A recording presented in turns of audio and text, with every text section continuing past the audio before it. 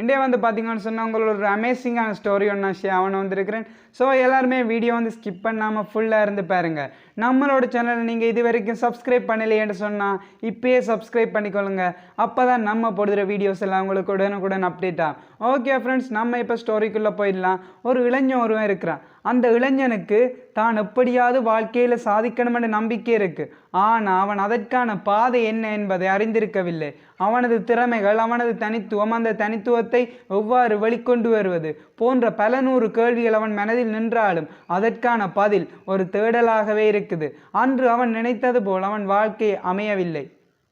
தனது வாழ்க்கையானது எந்த ஒரு இலக்குமன்றி தேடலிலேயே போய்கொண்டிருக்கிற என்ற வருத்தம் அவன் மனமங்கும் ஆக்கிரமித்தது. சில காலங்களில் அவன் தூக்கத்தையும் காவு வாங்கியது. போது ஏதோ ஒரு துன்பம் தனது மகனை ஆக்கிரமித்து கொண்டிருப்பதை அவதானித்த அவனது தந்தை மகனின் அருகே சென்று, உனக்கு என்னவாயிற்று, ஏன் தினமும் வருத்தத்துடன் இருக்கின்றாய் என தந்தை வினவிய போது மகன் தனது குமுறல்களை தந்தையிடம் கூறினான். என்னால் எப்போதும் வெற்றியடைய முடியாதா, எனது பாதை என்ன என்பதை என்னால் கண்டுபிடிக்க முடியாதா என தளம்பிய குரலுடன் தந்தையிடம் வினவினான். அதற்கு அவனது தந்தை, உனது கேள்விக்கான பதில் என்னிடம் உள்ளது என கூறி என்னுடன் வா என அவர்கள் அருகிலுள்ள ஆற்றங்கரைக்கு கூட்டி செல்கிறார். ஆற்றங்கரைக்கு சென்று அதன் ஆழமான பகுதிக்கு இருவரும் இறங்குகின்றனர். மகனை பார்த்து தந்தை, மகனே, இந்நீரினுள் நீ மூழ்கு என கூறினார். மகனும் உடனே அந்நீரினுள் மூழ்கினான். ஆனால் அவனால் ஒரு சில நிமிடங்களுக்கு மேல் அந்நீரினுள் இருக்கவில்லை. தலையை உயர்த்த முயன்றான். ஆனால் தந்தை தலையை அழுத்தியபடி அவனை அசைய முடியாதவாறு செய்தார்.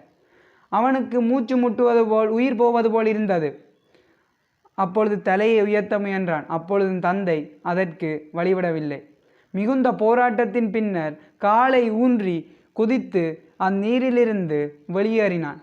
வெளியேறி வேக வேகமாக சுவாசிக்க ஆரம்பித்தான். அப்போது அவனை நோக்கி அவனது தந்தை, மகனே, இத்தண்ணீருக்குள் நீ எதை வேண்டி போராடி கொண்டிருந்தாய் என கேட்டார். அப்பொழுது மகன், நான் காற்றை வேண்டி போராடி கொண்டிருந்தேன் என கூறினார். அப்பொழுது தந்தையோ, நான் உனது வெற்றிக்கான ரகசியத்தை கூறிவிட்டேன். நீ உண்மையில் வெற்றியடைய விரும்பினால் நீருக்கடியில் காற்றை வேண்டி போராடுவோன் போல நீயும் போராட வேண்டும் என தந்தை கூறினார். உனது திறமைகளும் காற்றை போன்றதே. ஆனால் இங்கு சாதாரண வாழ்க்கையில் அதை உன்னால் உணர முடியாது. உனது தேவை இருக்கும் இடத்திற்கு உன்னை நீ நகர்த்தி செல்ல வேண்டும்.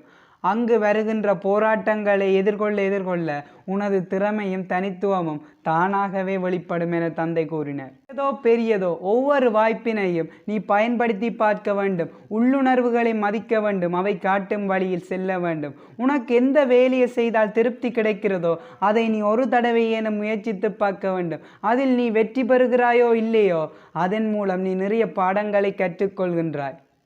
இதை மட்டும் மகனை மனதில் நீ நினைவில் வைத்துக்கொள். வெற்றி என்பது சரியான முடிவுகளிலிருந்து பெறப்படுவது. சரியான முடிவுகளோ அனுபவத்தினால் பெறப்படுவது. ஆனால் அனுபவமோ புலியான முடிவுகளிலிருந்தே பெறப்படுபவை. அதனால் முயற்சி எடுக்க தயங்காதே, முடிவு எடுக்கவும் தயங்காதே என தந்தை கூறினார். ஓகே ஃப்ரெண்ட்ஸ், இந்த ஸ்டோரி உங்களுக்கு பிடிச்சிருந்துச்சுன்னு சொன்னால் லைக் பண்ணுங்கள், ஷேர் பண்ணுங்கள், சப்ஸ்கிரைப் பண்ணுங்கள். இன்னும் ஒரு அமேசிங்கான ஸ்டோரியில் உங்களோடு மீட் பண்ணும் வரையில் உங்கள் கிருஸ்.